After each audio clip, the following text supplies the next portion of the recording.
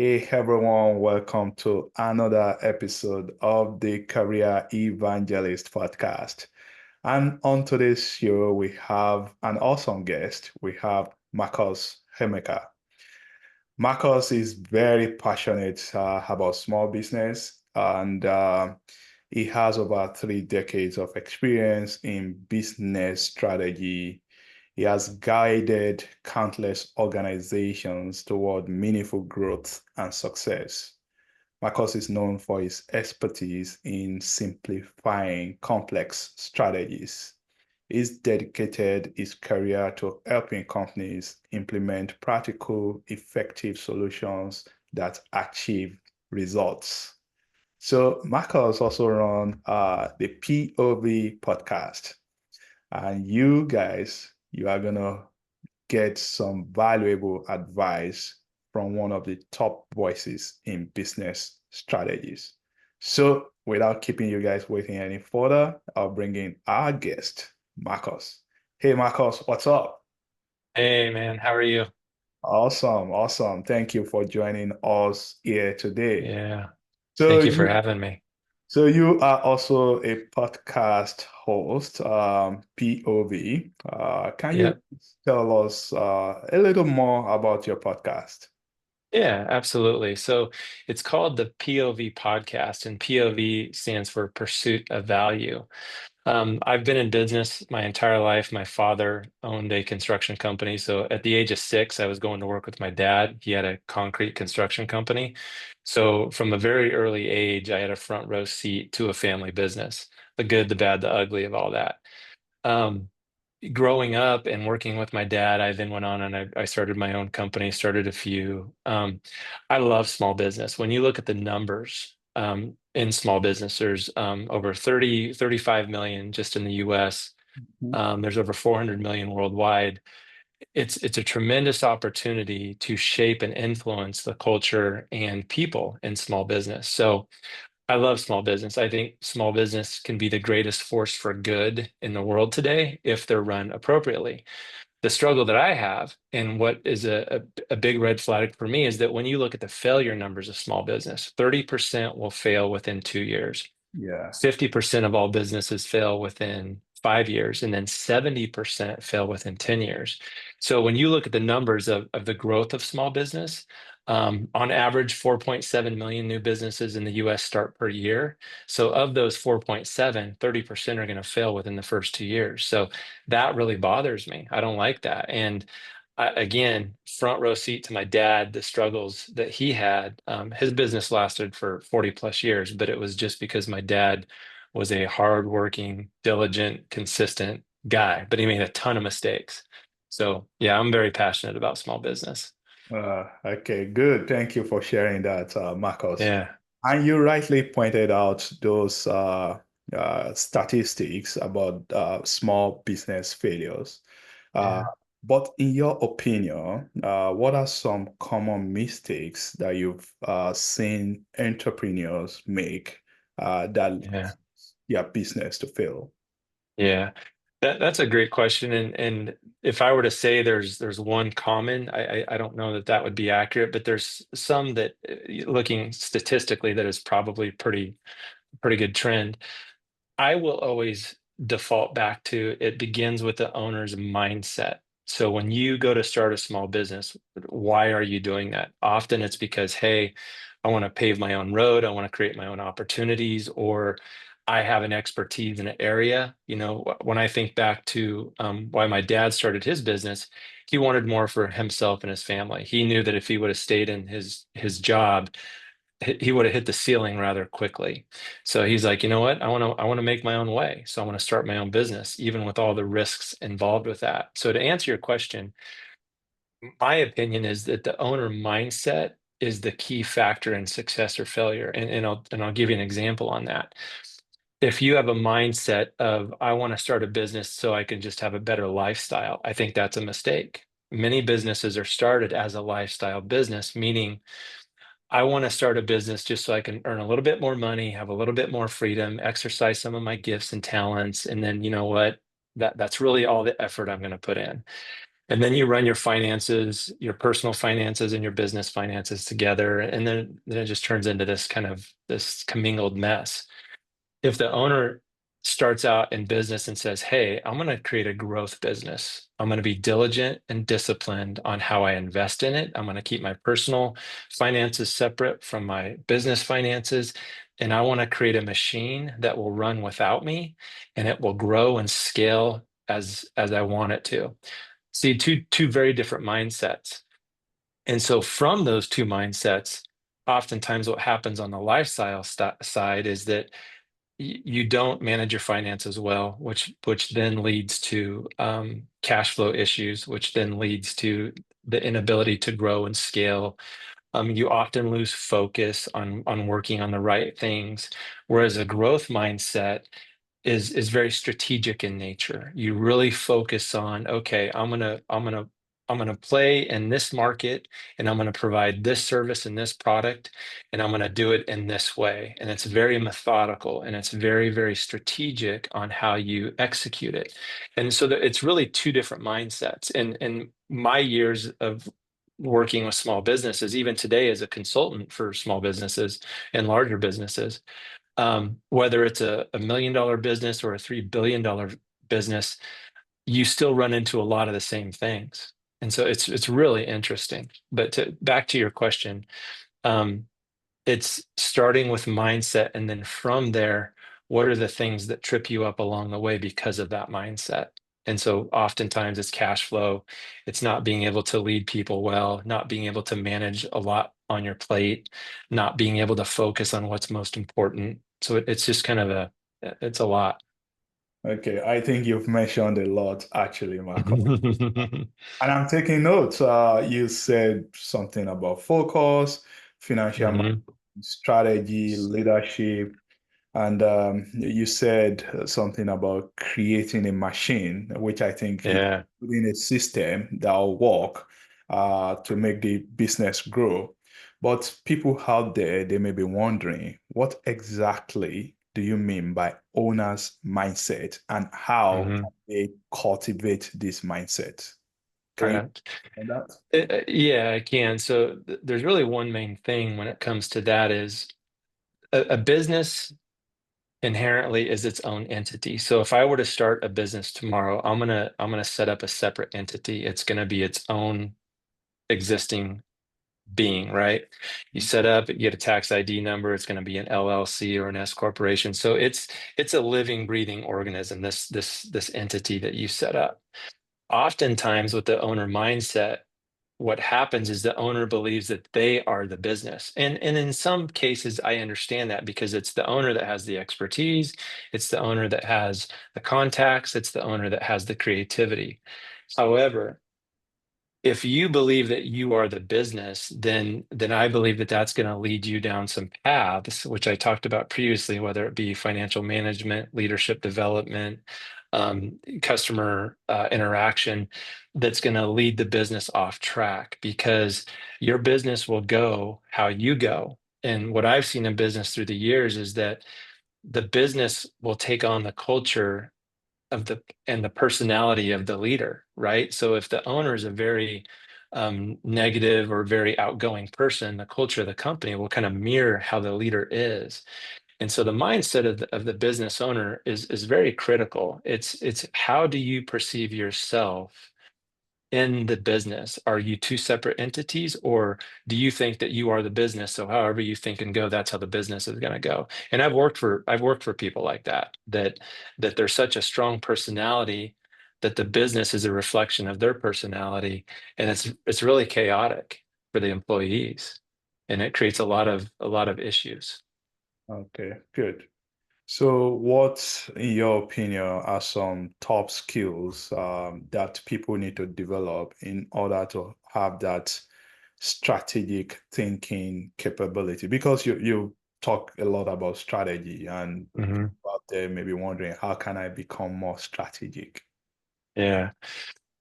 Well, I think again, it's always going to start with how do you perceive yourself in the business, and let's say somebody listens to this podcast and they're like, oh, okay, I'm going to start thinking differently about my business, and I want to define and grow a growth business as opposed to just a lifestyle business. I would say foundationally, you need to understand the difference between the two. Shameless plug, I've got on my podcast, I've got an episode that talks about the differences between a growth business and a lifestyle business. Um, from there, it's really about developing a strategy of where do you want your business to go? So there's a vision component, there's a daily mission component, and then within that mission and vision, what are you doing each and every day to accomplish that, right? And oftentimes, what happens is you get so busy doing your day-to-day stuff in your business that you're not executing against a strategic plan that's actually taking you towards the vision that you created for your company. One of the things that we do here at the company that I currently manage is every single week we have a meeting where we talk about what we're doing each day and is it aligned with the business's strategic plan. So, an example, if part of our strategic plan is to diversify our revenue, Mhm. what are we doing each day to make sure that we're diversifying our revenue? Well, from a business development standpoint, we are actually reaching out and interacting with industries and vertical markets that we want to be in. So we're not just, staying in the same lane we're always in. We're actually breaking out of what we normally do and approaching different industries. And so what do? We build a strategy for that specific industry, and then we're executing against that each and every day. It sounds simple, but it's really not. I mean, if you don't have a plan to execute against, then how do you know what you're doing each day is actually moving the business forward? Yeah. So, what are some industries that you currently serve? Yeah, so our company was born out of the automotive industry. That's where we've lived for quite some time. The automotive industry is a wonderful industry. It's growing, specifically here in the Southeast where I'm at. However, we've learned that if there's a downturn in the automotive industry, that's really painful for us as a company. So we're looking to get into the construction industry. We're looking to get into the data center industry. We're looking at industries that have a pretty significant growth curve, and then obviously anything in manufacturing. So yes, we've been in this lane of automotive slash mobility for many years, and we've been successful, but we don't want to just stay there. We want to be able to take our value proposition that we currently have and then tailor it to a different industry. And it's been good for us because it's caused us to really look in the mirror, which every small business should do. Are we actually adding value? What can we do better? Um, what can we come up with that will create additional value for this new industry? So it's been a really good exercise. No, that's good. And I think I agree with what you just said about adding value, because at the Yeah. end of the day, your clients, they pay for the value that you are adding. Yeah. Now, let's say there's someone out there, they may be wondering, how can I employ Marcus's service? Can you walk us through the process of client intake in your organization? Let's say a company out there, they are struggling, they want to get Hmm. that growth mode, and they came to you. What and what Yeah. tell them? Yeah, so the company that I manage, it's called Boost USA. It's it's a German company. It's spelled BUST, which is kind of Yeah. strange, but it's a play on words. Typically, how we interface with new customers is number one, we want to always be educating the marketplace. So we want to be a thought leader and be educating the industry, the marketplace on really valuable things. So we're going to always be educating on organizational alignment. What does that mean? What's the significance for employees in terms of role and responsibility? So we're always wanting to educate. From that, if we are able to get in front of a customer and they are interested in our services, we will always do a 1 hour assessment. And that's where we sit down with a customer and we just talk about pain points. What are the pain points that you have in your business? Well, let's use an example. Maybe you don't have a really good sales process. So new business comes in, and what happens next? Whose responsibility is to get the vendor set up? Okay, what about finance? Okay, what about, who's going to take it over once the salesman passes it off? You'd be surprised on how many companies don't have a really good sales process. And so if that's a pain point, we would sit down with them and say, okay, we're going to develop a sales process for you. And then we would create it with input from them. We would get stakeholder buy-in. So obviously, we're going to want to talk to finance. We're going to want to talk to the sales department, the marketing department. And then from there, we create the process. And then we come back and we actually train the company on this process, because we don't want a band-aid. That's not valuable. We want to create a value-added process that is sustainable, that will then add value. So the next time they onboard a customer, that Okay. it's just seamless. See, again, and that's what I'm saying, that you build this machine. And so a really good growth company is a company that has a lot of internal infrastructure and process, that just it's a machine that goes. A customer comes in, step 1, 2, 3, 4, 5. A new employee comes in, step 1, 2, 3, 4, 5. You build a machine within the machine. Next thing you know, you've got a business that is autonomous.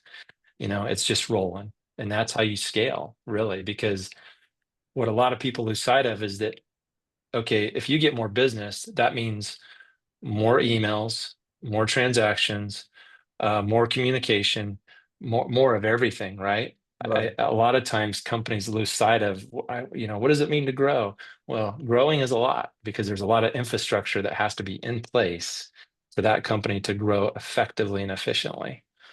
No, that's good. So I think based on what you explained to us, managing uh, your clients, I think it's a complex process. It's not, Hmm. you explain all the different aspects of business. So how do you exactly interface? Do you go to your customer site, or do they come to you, or do you do it like a Zoom call like we are doing right now? Yeah.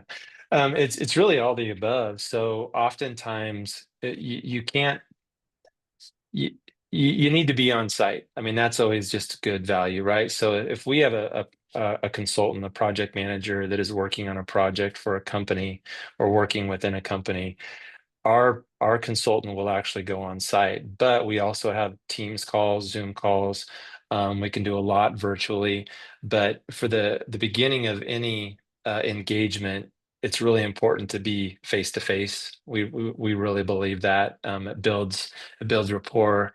You get an understanding of the company culture, because that's really, not only is it valuable, but it's really important, because you want to be able to create a process that's going to fit within that culture. You can't just throw anything at it, right? So it's super important. Okay, can you share maybe one success story with us? Yeah, we've got a recent one. Um, we were hired by a local company, which is a global company with where we're at, and they wanted help with a certification. It had to do with data security. And we came in and we built a scope of work for them, and we started, and we were on the job for about 2 weeks. And within that 2 week time frame, they came back and said, "Hey, you guys have been doing such a good job and provided so much value to us in this short time, that we want to now provide even more opportunity for you." So we actually got invited to another department within that company, and we're meeting with them on Friday to develop even more scope to help their internal process creation. So that was a great success story. Then another one, where this is another Fortune 500 company that we're working with here in the state of South Carolina. Same thing. We were brought in to run a specific project for them. And because we did such a good job, they came back about 2 weeks ago and asked us for additional scope. And so that's a testament to our approach, because we're very methodical. We treat everything, we view everything through a project management lens. And I think that that's why we're so good at what we do, because as a really good project manager, you have to have your eyes on everything and your fingers on the pulse of everything. You have to get stakeholder buy-in. You have to track, you have to report, you have to have KPIs, and we approach everything that way. Very robust. Absolutely. So I know you've been saying we. That means Yeah. you yourself and your team. And I want Mhm. to hear from you. What are some traits that you value in your team members? Yeah. My team, man, they're just all super genuine people. And I'm saying that from a genuine heart that um these people they're about relationship. They understand the importance of it. They understand that without relationship, really everything is just noise, you know? And so they approach everything like, hey, I want to get to know you as a person, and then now I want to get to know what's causing you issues. How can I help?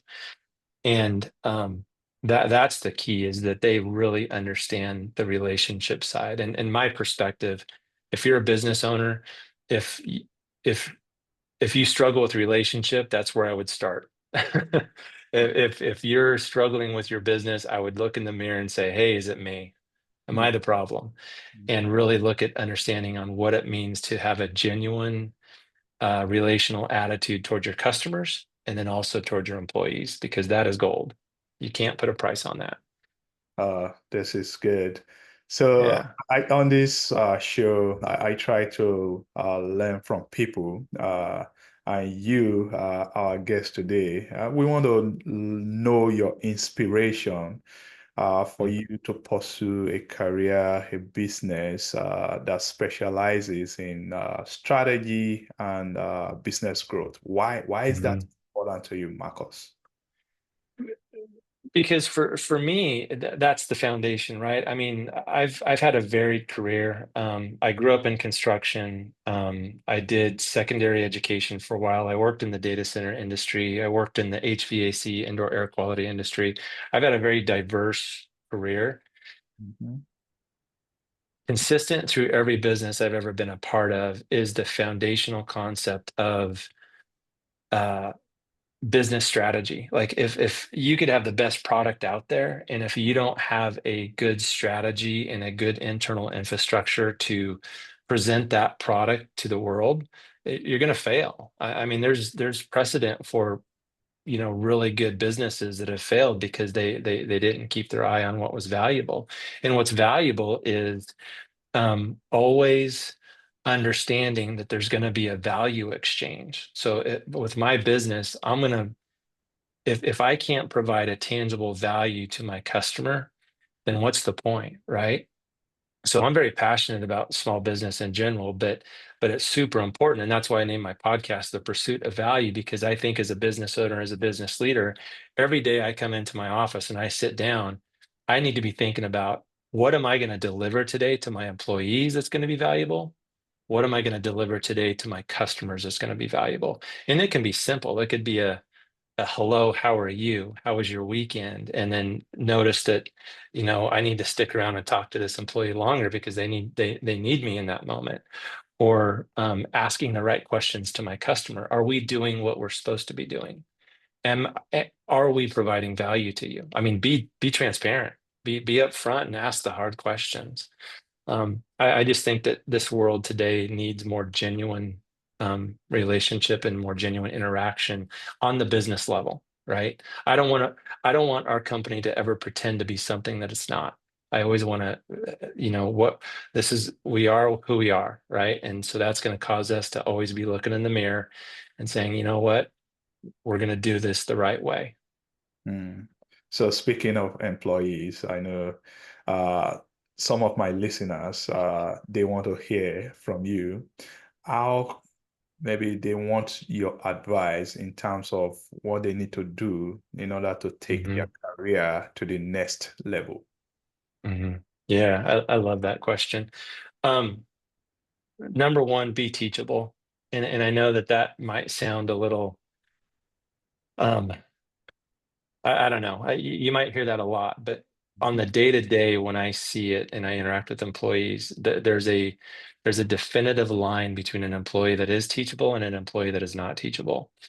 Um, in my career, I've run across a lot of employees who are too scared to acknowledge that they don't know everything. Nobody knows everything. Nobody.